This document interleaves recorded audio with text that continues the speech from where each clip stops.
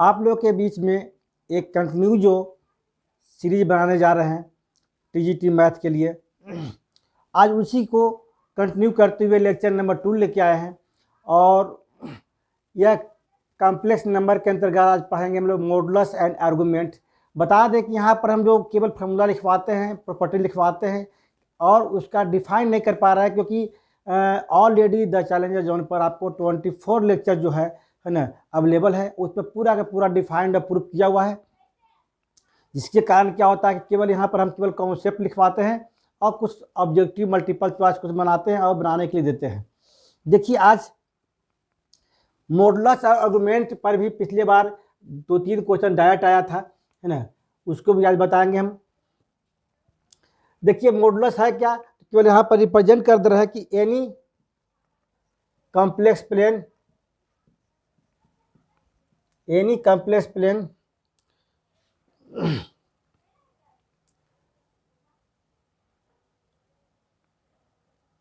ऐसा कर दिए, एनी कॉम्प्लेक्स नंबर कोई कॉम्प्लेक्स प्लेन पर z बराबर x प्लस आयोटा y, इसे ले लेते हैं हम लोग कॉम्प्लेक्स प्लेन के अंतर्गत, है ना। p पॉइंट x y बताया गया था कि पेयर में भी लिख सकते हैं हम लोग, है ना। और हम लोग पढ़ रहे हैं, है ना, कॉम्प्लेक्स नंबर। तो याद रखिएगा, ये यहाँ पर जो एंगल मान बनाता है आपको एंटी क्लॉक वाई थीटा बनाता है ना, x dash y dash. Modulus यानी कि जो माप हुआ ओ से लेकर पी तक का दूरी हुआ, डिस्टेंस हुआ, जो बोलिए इसको ना, उसी को बोले मॉडुलस बोलते हैं। यानी कि एनी कॉम्प्लेक्स नंबर के अंतर्गत मॉडुलस जो है of Z is denoted by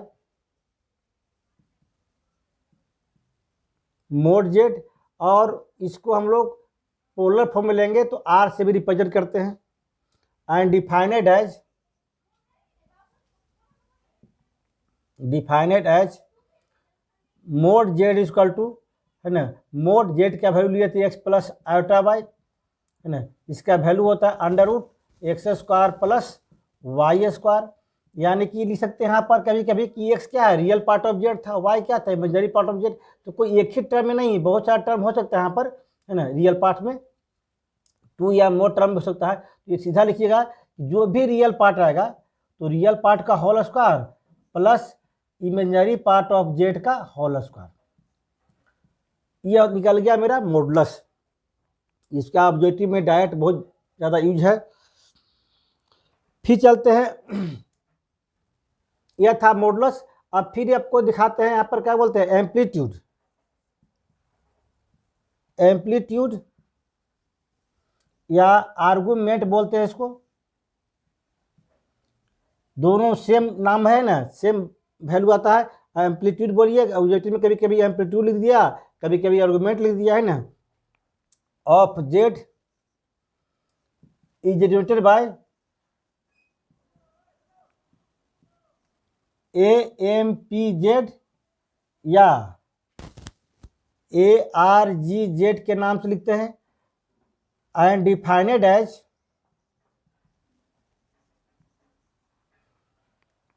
ARGZ का वैल्यू जो होता है वो थीटा के वैल्यू के बराबर होता है ना। और थीटा का वैल्यू क्या होता है यहाँ पर, tan इनवर्स y/x। तो the value of theta, value of जो एंगल आ गया इसमें, थीटा इज कॉल्ड एम्पलीट्यूड या आर्गुमेंट ऑफ जेड। और दिखा दें इसका कि प्रिंसिपल वैल्यू जो होता है, फंडामेंटल वैल्यू, प्रिंसिपल वैल्यू, है ना, ऑफ आर्गुमेंट जेड जो होगा -पाई और पाई तक होता है, -पाई से पाई तक होता है इसका प्रिंसिपल वैल्यू। ये भी आपको ऑब्जेक्टिव में बहुत काम आएगा। तो अभी हम लोग केवल डिफिनेशन को केवल हल्का सा डिफाइन कर दिए, क्योंकि इसका पहले हम प्रूफ कर चुके हैं। द चैलेंजर जोन पर आपको मिल जाएगा पूरा का पूरा वीडियो, है ना। अभी जो है केवल ऑब्जेक्टिव के लिए, टीजीटी के लिए स्पेशल जो बना रहे हैं, है ना, वह उसके अनुसार हम लोग केवल उसका डिफिनेशन थोड़ा सा देते हैं, उसके बाद उसका प्रॉपर्टी लिखवाएंगे और ऑब्जेक्टिव क्वेश्चन बनाएंगे, है ना। अब देखिए, इसका प्रॉपर्टी जो है हम लोग डायरेक्ट यूज करते हैं और डायरेक्ट प्रॉपर्टीज पर भी क्वेश्चन आता है एग्जाम में।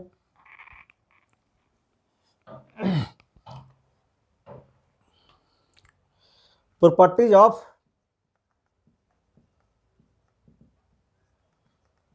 मॉडुलस। मॉडुलस के प्रॉपर्टी देख लीजिए। इसका पहला नंबर है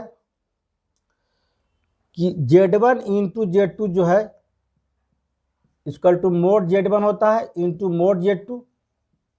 दूसरा नंबर जो है Z1 अगर यहाँ प्लस रहे या माइनस रहे, Z2 यह होता है हमेशा less than equal to mod Z1 plus mod Z2।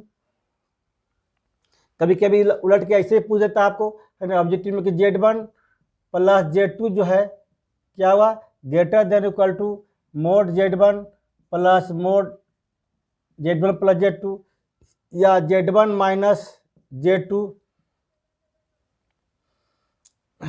ना Z1 माइनस Z2 का अलग होता है ना।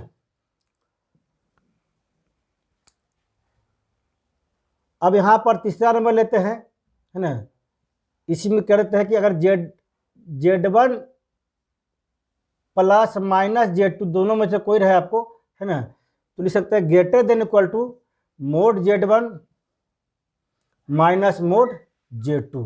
इससे कहने का मतलब है कि दोनों के बीच में लाइज करता है, यानी कि mode Z1 minus mod Z2 से बड़ा बराबर होगा कितना, Z1 प्लस Z2, चाहे प्लस माइनस दोनों दे सकते हैं, और लेस देन इक्वल टू कितना होगा, mode Z1 plus mod Z2। इससे मैक्सिमम और मिनिमम वैल्यू भी निकलता है। इसका अगर मिनिमम वैल्यू देखा जाए तो यह है, यह क्या हो गया, मैक्सिमम वैल्यू हो गया, है ना। अब तीसरा नंबर प्रॉपर्टीज है mod of Z equal to mod of minus Z equal to mod of conjugate Z equal to mod of minus conjugate Z। सब के सभी इक्वल होता है ना, इसको भी हम लोग यूज करते हैं। 4 नंबर जो है Z इंटू Z का कंजुगेट क्या होता है, मोड Z का स्क्वायर होता है। इसको भी हम लोग यूज करते हैं प्रॉपर्टीज के रूप में, है ना। एक तो और यूज करते हैं कि अगर Zn है उसका मोड है तो मोड Zn के पावर n कर सकते हैं हम लोग डायरेक्ट। इस तरह से हम लोग प्रॉपर्टीज को यूज करके ऑब्जेक्टिव बनाते हैं। और इसका जो है प्रूफ चाहते हैं तो प्रूफ ऑलरेडी जो मेरा, है ना, 10 चैलेंजों जन पर किया हुआ है, उसका वीडियो वहाँ पर प्रूफ पूरा मिल जाएगा एनालिसिस आपको। ट्रिग्नोमेट्री का स्पेशल वीडियो है। अब चलिए प्रॉपर्टीज ऑफ मॉडुलस हो गया, है ना। अब इसके बाद प्रॉपर्टीज ऑफ, वीडियो को पॉज करके लिख भी सकते हैं अगर जरूरत आपको है तो, है ना, जान रहा है तो कोई बात नहीं।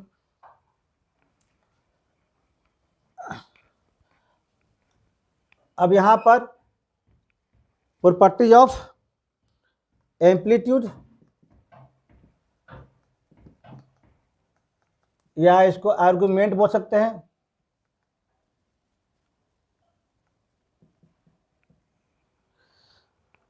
कहता है कि इफ Z जो है बराबर x plus iota Y lies करेगा डिफरेंट कंडीशन में। जैसे मान लीजिए कि थीटा बराबर पड़े थे, थीटा का यूज कीजिए, चाहे टेन इनवर्स एस का यूज कीजिए। थीटा का वैल्यू क्या होता है, टेन इनवर्स वाई बटे एक्स होता है।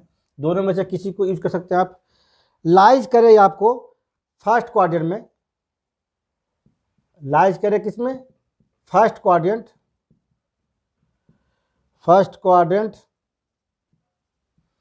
तब तो सिंपल जो होता है देन आर्गुमेंट ऑफ Z बराबर लिख सकते हैं कितना,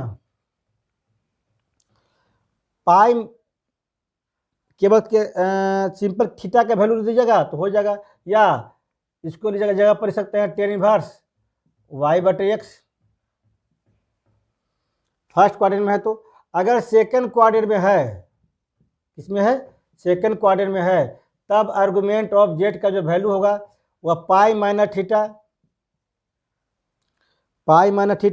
या pi minus tan inverse mode में कर दे रहे हैं वाई बटे एक्स को, क्योंकि हमारे नेगेटिव भी है तो उसको पॉजिटिव कर सकते हैं आसानी से आप, क्योंकि पाई माइनस कर रहे हैं। तो ये सब ऑब्जेक्टिव बनाने में बहुत बड़ा काम आएगा आपको डायरेक्टली। मैं टेन इनवर्स इमेजिनरी पार्ट बटे रियल पार्ट की वैल्यू देना है आपको। थर्ड नंबर में अगर थर्ड क्वाड्रेंट में लाइज करेगा तो आर्गुमेंट ऑफ जेड जो है लिख सकते हैं थीटा माइनस पाई या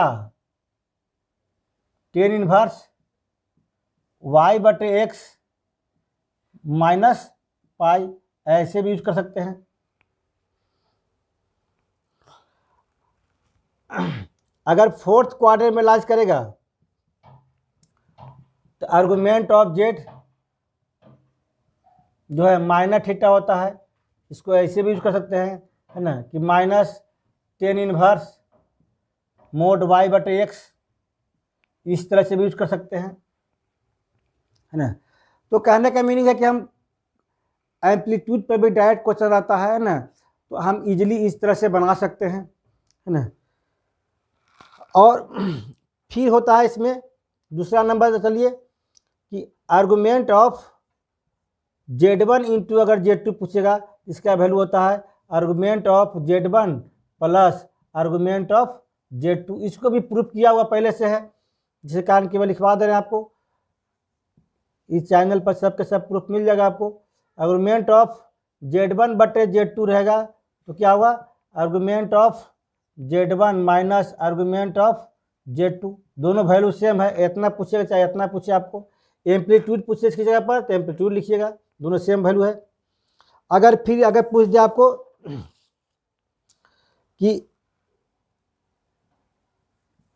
चौथा नंबर में कि आर्गुमेंट ऑफ जेड एन के पावर एन, तो कितना हुआ एन आर्गुमेंट जेड। 5 नंबर में पूछ दिया आपको, है ना, इस तरह का कि आर्गुमेंट ऑफ जेड का कंजुगेट, तो क्या हुआ माइनस आर्गुमेंट ऑफ जेड, या ऐसा भी पूछ सकते हैं कि आर्गुमेंट ऑफ जेड बराबर माइनस आर्गुमेंट ऑफ जेड का कंजुगेट, एक ही बात हुआ दोनों। और अगर कॉम्प्लेक्स नंबर 0 है, इफ जेड जो है कॉम्प्लेक्स नंबर 0 है, देन इसका जो है एम्पलीट्यूड जो है नॉट डिफाइंड होता है। आर्गुमेंट ऑफ 0 जो होता है क्या होता है, इज नॉट डिफाइंड, डिफाइंड कभी नहीं होता इसका, है ना। ये सब प्रॉपर्टी जो है ना, कंडीशन टॉपिक बाय टॉपिक चल रहा है। अब इसी पर देखिए हम कुछ एग्जाम्पल आपके सामने पेश करेंगे, और उसको हम बताए थे कि कंटिन्यू 5 एग्जाम्पल बनाएंगे, या 5 एग्जाम्पल आप लोग को बनाने के लिए देंगे। नहीं बनेगा पूछ सकते हैं, उसका आंसर बता दीजिएगा आपका, है ना। देखिए इसका कुछ एग्जाम्पल नंबर 1 जो लिए हैं वो कहता है for any complex number Z the minimum value of mode Z plus mode Z minus 1 is क्या होगा। तो ध्यान दीजिएगा, है ना, इसका प्रॉपर्टीज पहले टूटेगा आपको, है ना। तो प्रॉपर्टीज के लिए बताया गया था कि अगर लिखा जाए इस तरह से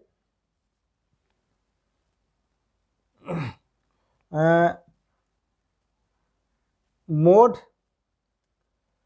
1 माइनस जेड प्लस जेड, तो 1 माइनस जेड प्लस जेड के वैल्यू क्या होता है 1 के बराबर होता है ना। जितना बोलेगा यहाँ नंबर 2 बोलेगा तो 2 लीजिएगा, 3 बोलेगा 3 लीजिएगा ना। ऐसे तो ट्रिक है कि इसका जो आंसर होगा 1 होगा, यहाँ 2 दिया रहेगा तो आंसर 2 होगा, यहाँ 3 दिया रहेगा तो आंसर क्या होगा 3 आएगा। देख लीजिए कैसे, यह लेस देन इक्वल टू होगा किससे, mode 1 minus Z plus mode Z. Property बताया गया था आपको, है ना, कि एक पार्ट ये लिए एक पार्ट ये ना, क्या हुआ ये पूरा हो गया Z1, ये क्या हो गया Z2 हो गया, तो less equal to mod Z1 plus mod Z2। और इसका वैल्यू क्या है 1 है, कटेगा तो क्या होगा 1 बचेगा। लेस देन इक्वल टू क्या मोड 1 माइनस जेड, अब मोड में है तो बताए थे, है ना, प्रॉपर्टीज में कि माइनस से भी गुना करेंगे तो मोड इक्वल होता है, कोई दिक्कत नहीं है। तो यहाँ 1 माइनस जेड है तो हम उसको जेड माइनस 1 भी लिख सकते हैं, कोई दिक्कत नहीं, माइनस मल्टीप्लाई कर सकते हैं इसमें, प्लस मोड जेड। इसका मतलब क्या हो गया, इसका लेफ्ट साइड कितना आ गया 1, यानी मिनिमम वैल्यू कितना हो गया 1 हो गया आपका। ये एक ट्रिक है बनाने का, है ना, इसके माध्यम से जो भी बोलेगा आप उसको आसानी से बना सकते हैं। बोले कि मिनिमम वैल्यू कितना हो गया तो क्या लेफ्ट साइड क्या होगा मिनिमम वैल्यू हो गया, यानी कि कहने का मतलब है कि mode Z minus 1 plus mode Z जो है ग्रेटर देन इक्वल टू क्या होगा 1, है ना। तो 1 क्या हो गया यहाँ पर, मिनिमम हो गया। क्या हो गया, 1 मिनिमम हो गया। 1 से बड़ा होगा लेकिन बराबर होगा, लेकिन 1 छोटा नहीं होगा, यानी मिनिमम कितना हो गया 1। तो ए नंबर आंसर हो गया आपका। बनाने का ट्रिक समझ गया, जितना नंबर यहाँ बोलेगा उतना ही माइनस कीजिएगा, प्लस कीजिएगा, आ जाएगा आपका। मोड 1 माइनस जेड है ना। तो बताया था कि मोड जेड बराबर मोड माइनस जेड, दोनों इक्वल होता है। तो माइनस से मल्टीप्लाई भी कर देंगे तो कोई दिक्कत नहीं होगी, मल्टीप्लाई करें तो क्या होता है, जेड प्लस हो जाएगा, 1 माइनस हो जाएगा आपका।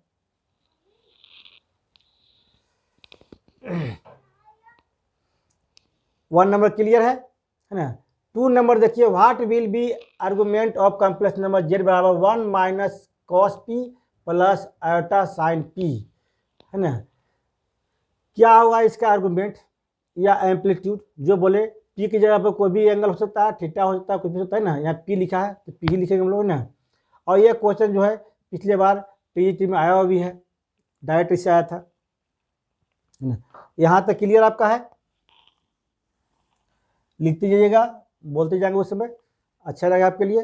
दूसरा नंबर हम कर रहे हैं, है ना, argument of Z. Argument of Z कितना होता है, tan inverse Y by X. Y क्या है, इमेजनरी पार्ट, इमेजनरी पार्ट कितना है साइन पी, और रियल पार्ट कितना है 1 प्लस कॉस पी। ऑलरेडी दिया हुआ है कॉम्प्लेक्स फॉर्म में, रियल पार्ट इमेजनरी पार्ट में, इसलिए टेंशन नहीं है, तुरंत बन जाएगा आपका, है ना। इसका वैल्यू क्या हुआ, टेन इनवर्स साइन पी का वैल्यू जो होता है 2 sine P by 2 into cos P by 2। Half angle में तोड़ दिए, क्योंकि हाफ एंगल में बोला आपको। 1 प्लस कॉस पी क्या होता है 2 कॉस स्क्वायर पी बाई 2। यहाँ देखिएगा कि टेन इनवर्स 2 से 2 कैंसिल, कॉस से कॉस कैंसिल, कितना हुआ 10 पी बाई 2। यहाँ गलती लिखा गया है क्योंकि इमेजनरी पार्ट माइनस में है जी, इमेजनरी पार्ट क्या है माइनस में है, नहीं रियल पार्ट माइनस में है। Cos minus 1 minus cos P, real part हो गया, माइनस में था यहाँ पर। यहाँ फॉर्मूला चेंज हो जाएगा, क्या होगा 2 साइन स्क्वायर पी बाई 2। और जैसे तोड़िएगा तो वैल्यू जो हो जाएगा टेन इनवर्स, कैंसिल होने के बाद कॉट बच जाएगा, कॉट पी बाई 2। और कॉट को हम लोग 10 में चेंज कर सकते हैं, कितना हुआ कॉट थीटा क्या होता है 10 pi by 2 minus theta, theta का स्थान पर कितना है पी बाई 2 है ना। तो 10 इनवर्स 10s हो गया, कॉट को 10 में कर दिए, तो आंसर कितना हुआ 10 इनवर्स 10s के मान एस होता है pi by 2 minus P by 2, है ना। Pi by 2 minus P by 2, यानी सी नंबर आपका आंसर होगा, है ना। हम इजी क्वेश्चन 2-2 लाइन के देता है आपका, है ना। कोई क्वेश्चन है 2-4-5 लाइन बनाना पड़ता है, कुछ क्वेश्चन में डायरेक्ट आंसर दिया रहता है। जैसे एग्जाम्पल नंबर 3 है, ये भी आपका पिछले बार टीजीटी में आया हुआ है, ये भी टीजीटी में आया था, ये भी क्वेश्चन टीजीटी में आया हुआ है। कहता है कि we are given that P and Q are 2 complex number such that mod P plus Q बराबर mod P plus mod Q. अगर ऐसा हो जाए दोनों इक्वल, हम तो पढ़े थे लेस देन इक्वल टू, अगर इक्वल टू हो जाए तो समझेंगे क्या है कोलिनियर है, क्या है कोलिनियर है, एक लाइन पर है। तो कोलिनियर में क्या होता है amplitude E argument of P minus argument of Q, दोनों का जो वैल्यू होता है वह क्या होगा 0 के बराबर होगा, यानी कि आंसर ए डायरेक्ट होगा, कोलिनियर है। तो यहाँ पर कॉम्प्लेक्स 2 कॉम्प्लेक्स नंबर है, दोनों कॉम्प्लेक्स नंबर का एंगल का जो डिफरेंट होगा वो क्या होगा 0 हो जाएगा, क्योंकि एक कंडीशन दे दिया कि कोलिनियर है। तो पी और क्यू कोलिनियर विद 0, यानी कि argument of P minus argument of Q कितना हो गया 0 ही देगा आपको आंसर, डायरेक्ट था आपका। If amplitude of Z1 into Z2 बराबर 0 एंड मोड Z1 बराबर मोड Z2 का 1 दिया हुआ, 2 कंडीशन दिया हुआ है। अब प्रूफ दिखाना है कि Z1 प्लस Z2 बराबर 0 होगा, कि Z1 इंटू Z2 बराबर 1 होगा, कि Z1 बराबर माइनस Z2 होगा, कि नॉन ऑफ दिस होगा, इसमें से कौन होगा ये दिखाना है आपको। इसको दिखाने के लिए हम लोग इसका फॉर्मूला यूज कर देंगे, है ना। 4 नंबर में पढ़े होंगे कि एम्पलीट्यूड या argument of Z1 into Z2 क्या होता है, amplitude of Z1 plus amplitude of Z2 बराबर कितना दिया हुआ, 0 दिया हुआ है। और एम्पलीट्यूड ऑफ Z1 बराबर कितना होगा, माइनस एम्पलीट्यूड ऑफ Z2। अब ये भी पढ़े थे कि एम्पलीट्यूड ऑफ Z1 माइनस होता क्या होगा, एम्पलीट्यूड ऑफ Z2 का कंजुगेट, पढ़े थे ना। सब क्या कर रहे हैं हम लोग, जितना जो है बनाने के लिए, सॉल्व करने के लिए प्रॉपर्टीज क्या यूज करते हैं, तो प्रॉपर्टी ध्यान में रखिएगा, है ना, तो ऑटोमेटिक सब सब बन जाता है। अब प्रॉपर्टीज कैसा, जो तुरंत आपको दिमाग में आना चाहिए, क्योंकि यहाँ पर माइनस इसके बराबर दिया होता है, यहाँ पर अंदर में माइनस होगा तो क्या होगा, कंजुगेट आ जाएगा। अब कंजुगेट एम्पलीट्यूड ऑफ Z1 बराबर एम्पलीट्यूड ऑफ Z2 कंजुगेट, दोनों तरफ एम्पलीट्यूड हटेगा तो क्या होगा, Z1 बराबर Z2 का कंजुगेट। क्या आंसर दिया है, नहीं। अगर ऐसा रहता है आंसर तो क्या होता है, आंसर कहलाता है मेरा Z1 बराबर Z2 का कंजुगेट, कोई ऑप्शन में नहीं डाला है ना, क्या बोल दिया, Z1 बराबर माइनस Z2 बोल दिया, ये भी गलत है। अब देखिए एक कंडीशन और दिया हुआ है ना, कि दोनों इक्वल है, दोनों का मोड इक्वल टू 1 है। और यहाँ तो दोनों का सम कभी 0 होगा नहीं। अब बी नंबर देखते हैं, क्या बोला, Z1 इंटू Z2 को सॉल्व करते 1 आता कि नहीं, Z1 इंटू Z1 का मान क्या दिया हुआ है, Z1 के मान निकाल चुके हैं, Z2 का कंजुगेट, तो Z2 का कंजुगेट इंटू Z2। ध्यान दीजिएगा, हम Z1 बराबर Z2 का कंजुगेट निकाले अभी, किससे, इस रिलेशन के माध्यम से, और फिर मान रख दे रहे हैं, Z1 बराबर क्या रख रहे हैं, Z2 रख रहे हैं, Z2 का कंजुगेट, Z2 का कंजुगेट इंटू Z2 दोनों मिल जाएगा, तो प्रॉपर्टी क्या था, मोड Z2 का स्क्वायर, मोड Z2 का स्क्वायर। देख लीजिए प्रॉपर्टी, कितना प्रॉपर्टी लागू होगा आपका, एक लागू हुआ, 2 लागू हुआ, है ना, यहाँ तीसरा लागू हो रहा है आपका, यानी एक ही क्वेश्चन में 3 को प्रॉपर्टीज आपको लागू करना पड़ रहा है ना। यानी कि अब मोड Z2 का मान दिया हुआ कितना, 1 दिया हुआ है, Z1 लाते हैं तो उसका भी वैल्यू 1, Z2 का वैल्यू 1 दिया हुआ है, यानी 1 का स्क्वायर क्या हो जाएगा, 1 हो जाएगा। यानी कि ये कंडीशन सही है, Z1 इंटू Z2 बराबर 1, Z1 इंटू Z2 बराबर 1 जो है बी नंबर आपका सही है। 5 नंबर क्वेश्चन जो लिए हैं, Z1, Z2 are 2 complex number, then Z1 plus Z2 less than equal to Z1 plus mod Z1 plus mod Z2। ये सही लग रहा है हमको, ये स्टार्टिंग में ही सही दे दिया है ना, ये रॉन्ग लग रहा है, ये गलत होगा, ये भी गलत है ना, यानी ये नंबर आपका सही है। कभी कभी डायरेक्ट प्रॉपर्टीज पर क्वेश्चन आता है, कभी कभी 2-4 लाइन सॉल्व करना पड़ता है। इस तरह से देखिएगा कि इतना ही, अब 5 क्वेश्चन में आपको 2 क्वेश्चन ऑलरेडी पहले से आया हुआ है इसमें, इसी फॉर्म से क्वेश्चन आपको, है ना, 5 को आपको डिस्कस करवा दिए, और 5 को आपको सेम टू सेम क्वेश्चन जो बनाने के लिए देते हैं, है ना, उसका आंसर भी बता देंगे, आप लोग सॉल्व करके देखिएगा कि आंसर उतना आता है कि नहीं आता है ना। और फिर नेक्स्ट जो है टॉपिक आपका कंटिन्यू इसी तरह चलते रहेगा। देखिए नेक्स्ट 5 क्वेश्चन, ये जो 5 क्वेश्चन आपको लिखवाएं ये आपको बनाना है ना, कैसे बनाइएगा, तो सेम टाइप के हम बता चुके हैं, है ना। देखिएगा कि हम यहाँ क्या लिखे थे, amplitude of Z1 minus amplitude of Z2 के रूप में था, यहाँ डिवाइड में है, इसका मीनिंग क्या होता है कि amplitude of Z1 minus amplitude of Z2 होगा ना। इस तरह से इसका आंसर क्या होगा, 0। हम बताए थे इसका मिनिमम वैल्यू निकालने के लिए, निकाल के देख लीजिएगा, 2 आएगा, है ना। इसका फंडामेंटल एम्पलीट्यूड ऑफ Z पूछा है ना, इसका फंडामेंटल जो आएगा π/3 आएगा, देख लीजिएगा निकाल करके, है ना। 9 नंबर क्या रिप्रेजेंट करता है, एक स्ट्रेट लाइन रिप्रेजेंट करेगा आपका, है ना, ये भी देख लीजिएगा। मोड इतना बड़ा प्रूफ कर निकाल चुके थे कि मोड Z1 बटे मोड Z2, तो क्या लिखवाए थे, मोड Z1 बटे मोड Z2 अलग अलग कर दीजिएगा, है ना, और राइट साइड कर दीजिएगा, और सोल्व कर लीजिएगा। जेड का मान क्या होता है, x प्लस अल्ट्रा वाई, तो आ जाएगा आपका। इसको सोल्व करके जेड का मान रख करके रियल पार्ट इमेजिनरी पार्ट को अलग कीजिएगा, तो क्या लेना, रियल पार्ट का मान 1/2 दिया हुआ है, तो जेड क्या रिप्रेजेंट करता है, तो ये भी एक स्ट्रेट लाइन रिप्रेजेंट करेगा, है ना। हम आंसर भी आज बता देंगे आपको, है ना, और उसके बाद आपको सोल्व करना है, सोल्व कीजिएगा, है ना। अब फिर हम नेक्स्ट लेक्चर 3 में मिलेंगे आपको, है ना।